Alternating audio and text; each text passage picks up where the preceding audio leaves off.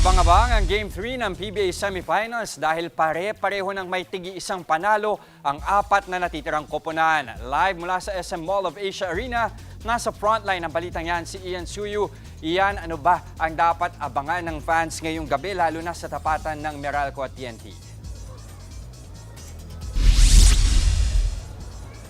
Just matapos nga ang unang dalawang laro, mas umaatikabo na yung mga kaganapan sa pagsisimula ng Game 3 Semifinals ng PBA Commissioner's Cup dito sa Mall of Asia Arena.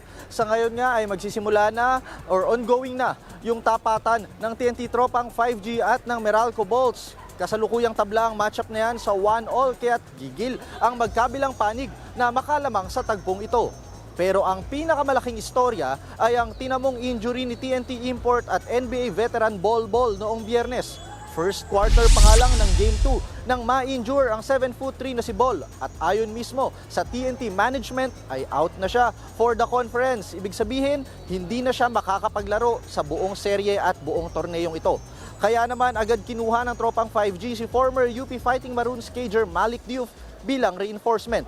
Samantala, handa naman daw ang Meralco kahit sino pa ang idagdag na player ng TNT sa seryeng ito.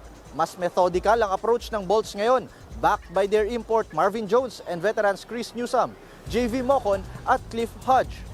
Sa kabilang bracket naman, nag-aagawan rin para sa kalamangan ang Barangay Ginebra at Rain or Shine.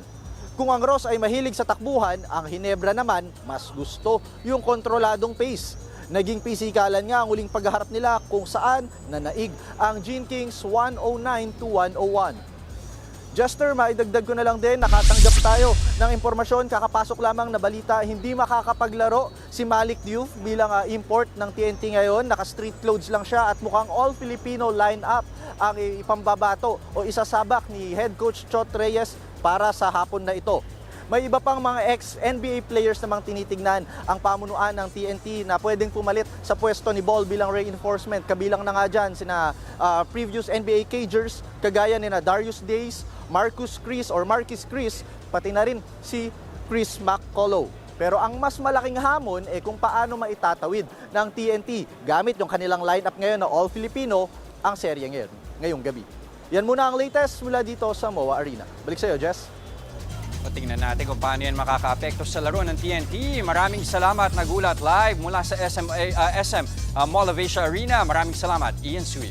Mga kapatid, Jess De Los Santos po, ang inyong kasangga sa paghahatid ng balita para sa may alam at may pakialam. Para sa tuloy-tuloy na makabuluhang balitaan, mag-follow at mag-subscribe na sa social media pages ng News 5.